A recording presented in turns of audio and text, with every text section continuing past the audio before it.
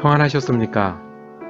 하나님께서 오늘도 우리에게 참 좋은 가을날을 주셨습니다. 때로는 여전히 수고해야 하고 때로는 여전히 우리에게 구름이 있을 것 같은 순간도 있습니다. 그런데 우리 하나님은 더 크고 강하십니다. 우리 하나님 그 구름 위에 빛나는 태양보다도 더 밝은 분이십니다. 오늘 하나님 의지하는 귀한 한날 되시기를 축복합니다. 기도하면서 말씀 묵상 시작하겠습니다. 사랑과 은혜가 많으신 아버지 하나님, 하나님 의지하여 오늘 하루를 시작하게 하시니 감사합니다. 기도하면서 시작하는 하루로 오니 주님, 우리의 기도에 응답이 이루어지는 귀한 한날 되게 하여 주시옵소서. 우리의 마음과 생각이 주님 한가운데 있게 하여 주시고 우리의 필요와 연약함을 하나님이 채우시는 날 되게 하여 주시옵고 우리의 시간과 수고를 하나님께서 역사하시는 장으로 바꾸어 주시는 귀한 한날 되게 하여 주시옵소서. 주님, 오늘 말씀으로 시작하게 하셨으니 말씀을 기억하며 사는 날 되게 하시고 그 말씀을 가슴에 새기고 내 말씀으로 믿고 따르는 한날 되게 하여 주시옵소서. 그래서 말씀이 열매 맺고 말씀이 이루어진 것을 목도할 수 있는 귀한 한날 되게 하여 주시옵소서. 어려운 사람들에겐 힘이 되는 말씀 되게 하시고 감사한 일이 넘치는 사람들에게는 하나님의 은혜를 찬송하는 말씀이 되게 하여 주시옵소서. 감사드리며 우리 예수 그리스도 이름으로 기도드립니다. 아멘. 오늘 우리가 함께 읽으실 성경 한 장은 신약 성경 마태복음 14장입니다. 그 중에 34절에서 36절까지 말씀을 받들어 읽겠습니다. 그들이 건너가 게네사렛 땅에 이르니 그곳 사람들이 예수신 줄을 알고 그 근방 두루 통제하여 모든 병든 자를 예수께 데리고 와서 다만 예수의 옷자락에라도 손을 대게 하시니 를 간구하니 손을 대는 자는 다 나음을 얻으니라. 아멘. 마태복음 14장 말씀을 우리가 묵상하실 텐데 오늘 제목은 데리고 와서라고 정했습니다. 중간을 끊어낸 느낌이 좀 있긴 하지만 그래도 데리고 와서 누구에게 데리고 오는 이야기일까요? 마태복음 14장은 예수님의 이야기로 채워져 있습니다. 예수님이 어떤 특별한 일들을 하십니다.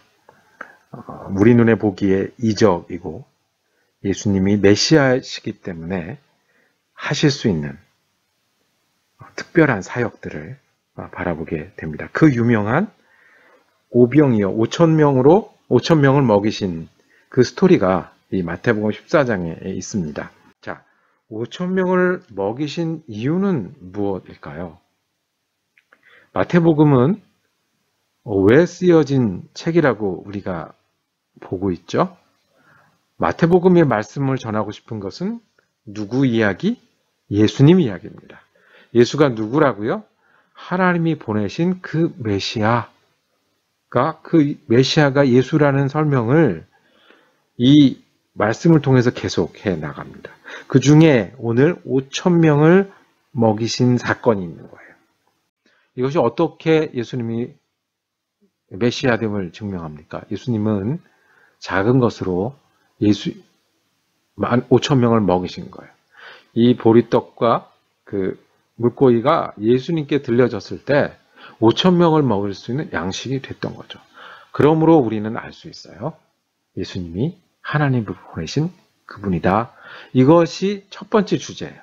두 번째 주제가 있어요. 이 아이, 그러니까 이걸 원래 누군가 갖고 온 거잖아. 이 도시락을 갖고 낸 사람은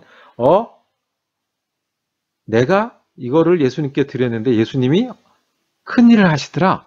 전혀 새롭고 기대하지 못했지만 내가 기대했던 것보다 훨씬 더 의미 있고 큰일을 하시더라라는 거를 아마 이 도시락을 갖다 낸 사람은 알고 있었을 거예요. 여기 아마 두 번째쯤 우리가 기억할 수 있는 거 아니겠습니까? 세 번째쯤에 뭐가 있냐면 예수님께 이걸 갖다 중개했던 제자들이에요. 예수님은 제자들을 이 기회를 통해서 가르치길 원하셨어요. 어떻게 해요? 갖다 먹여라. 너희가 해라. 그랬더니 이 제자들이 한 게 뭐냐면 여기 누가 이거 있습니다. 그리고 예수님께 갖고 왔다고요. 제자들이 왜 예수님께 갖고 올 생각을 했겠습니까? 그 전에도 예수님한테 가면 달라진다. 예수님한테 가면 우리가 생각하지 못하고 기대하지 때로는 우리 기대랑 틀려. 우리가 바람이랑 틀려. 그래서 우리가 어떨 때는 힘들고 어렵고 알아먹지 못할 때도 있어. 그렇지만 예수님께 가져가면 예수님이 그걸로 새로운 일을 하시는 걸 알았기 때문에 그랬을 거예요. 그거가 이제 그 다음 우리가 배울 수 있는 의미 좀 됐을 거예요.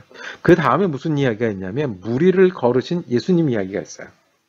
자, 무리를 걸으신 장면은 여기 한번 나오는데 배를 타고 제자들이 먼저 떠나고 나중에 예수님이 오시는 장면에서 예수님 무리를 걸어 오셨어요. 무리를 걸어 오시면 좋은 게 뭐가 있습니까? 이거는 뭐 누가 병이 낫는 것도 아니고 설교를 듣는 것도 아니고 십자가처럼 이제 큰 일도 아닌데 무리를 예수님이 그 배에 타시려고 걸으셨던 거예요.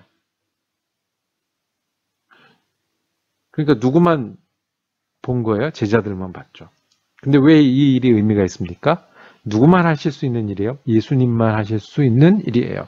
하나님이 보내신 그 메시아만 하실 수 있는 일이에요. 그런데 베드로도 따라했죠. 나도 걷게 해주십시오. 그러다가 이제 뭐 빠지고 그런 일들이 있었어요. 여기서 나타난 예수님과 제자들은 뭐냐면 예수님 따라하면 걸을 수도 있는데 잘못하다가는 빠질 수도 있는데 예수님 믿는 게 이런 거구나 라는 거를 제자들은 배웠어요. 다른 사람들은 모르지만 그 신기한 일 하나 하면 와 신기하네 할 일이었지만 그냥 무리고 그냥 배를 타고 가는 건데 예수님은 다르다는 걸 알았어요. 그 원리가 오늘 읽은 말씀에도 계속 이어집니다. 예수님이 그 호수 갈릴리를 건너셨어요. 그리고 새로운 곳에 갔더니 거기서도 예수님이 오셨다는 소문이 났어요. 그 예수님이 오신 줄 알고 모인 사람들이 있었어요. 뭐라고 그랬죠? 두루 통제하여 모든 병든 자를 예수께 데리고 와서 그랬어요. 두루 통제하여 모든 병든 자를 예수께 데리고 와서 그랬습니다. 그러니까 예수님 소문을 듣고 누가 온 거예요? 병든 자가 왔어요. 근데 병든 자가 직접 왔습니까? 병든 자는 쉽게 오지 못하기도 하고 못 듣기도 하고 예수님이 어디든지 따라오기 힘든 경우도 있으니까 어떻게 했어요? 데리고 오는 사람들이 있었어요. 데리고 오는 사람들이 있었어요. 자, 그 다음에 일어난 일은 예수님이 옷자락에라도 손을 대게 하시길 간구하니 왜냐하면 예수님이 안수하시고 손을 대시면 병이 나았기 때문에 그랬습니다. 한 가지 여기서 보기 원하는 건 데리고 온 사람들이에요. 이 사람들은 왜 데리고 왔을까요? 병든 자가 있어요. 근데 예수님이 저기 계세요. 어떻게 하면 이 병든 자를 예수님께 가면 달라진다는 거예요. 어떻게? 보리떡 5개와 물고기 2마리가 예수님 손에 가면 새 일이 되고 예수님 일이 되고 메시아를 드러내는 일이 됐잖아요. 그리고 그냥 밤에 배 타고 건너가는 일인데 그 일에서도 예수님이 나타나면 새 일이 됐잖아요. 그런 것처럼 병든 자 아픈 사람을 예수님께 데리고 오면 어떻게 해요? 새 일이 되고 예수님의 일이 된다는 거예요. 14장 전체를 통해서 말씀하시는 것 우리가 예수님께 가면 우리 일을 예수님께 가져가면 예수님은 그 일로 예수님만 하실 수 있는 새로운 일들을 하시기 시작하시고 바꾸어 놓으신다는 거예요. 때로는 우리가 기대하지 못한 일이 있거나 때로는 우리가 마음에 안 드는 우리가 그거 바란 거 아닌데 일이 있을 수도 있어요. 그렇지만 예수님은 그거를 가지고 새 일을 행하세요. 어떻게 해요? 우리가 코비드-19 때문에 정말 고통스러운 시절을 보내고요. 굉장히 많은 것이 변해서 이게 다 지나고 나면 어떤 세상이 되었을까? 이게 참 가늠하기 힘들 정도로 빠른 속도로 우리 생활이 변하고 거기에 정착해가는 걸 알고 있습니다. 그러면 이 코비드-19 이 시기를 예수님께 가져갈 수 있을까요? 그러면 예수님이 5,000명을 먹이시고 무리를 걸으시고 병자를 고신 것처럼 이 일을 예수님의 일로 만드셔서 단지 우리 일뿐만 아니라 예수님의 일을 만드셔서 바꾸실 수 있을까요? 코비드 19도 예수님께 데려갈 수 있을까요? 코비드 19도 예수님께 가면 예수님의 일이 되고 사람들을 바꾸어 가십니다. 코비드 19이 돼서 말씀을 더 많이 보는 교회가 됐다. 우리가 자주 듣는 말 아닙니까? 그 전보다 오히려 지금 더 말씀 많이 보고 말씀 많이 쓰기도 하고 그런 프로그램도 하고 코비드 19을 가지고 기도하는 가운데 교회 갈등이 사라졌다라고 합니다. 그러니까 자꾸 만나서 경쟁하고 또 이렇게 긴장 관계가 있던 분들이 안 만나고 회의도 줌으로 이렇게 인터넷으로 하고 이러다 보니까 어떻게 돼요? 네, 한 걸음 떨어져서 우리가 경쟁하고 시기하고 또는 이제 갈등하던 문제들이 없어졌어요. 코비드 19이 어떻게 또 되냐면 우리가 선교해야 된다 말만 하다가 어차피 인터넷으로 예배 드리니까 선교사님들이 인터넷에 등장해서 예배가 되는 거예요. 선교사님들이 예배 가운데 설교하시고 선교 보고도 하시고 한 가지 이제 단점은 선교사님들이 자꾸 예배에 들어오시니까 줌에 통해서 이제 인터넷으로 들어오시니까 예배가 좀 길어지는 그런 단점이 있긴 하지만 그런 것도 가능한 거예요. 이게 코비드 19을 하나님께 갖고 오는 거예요.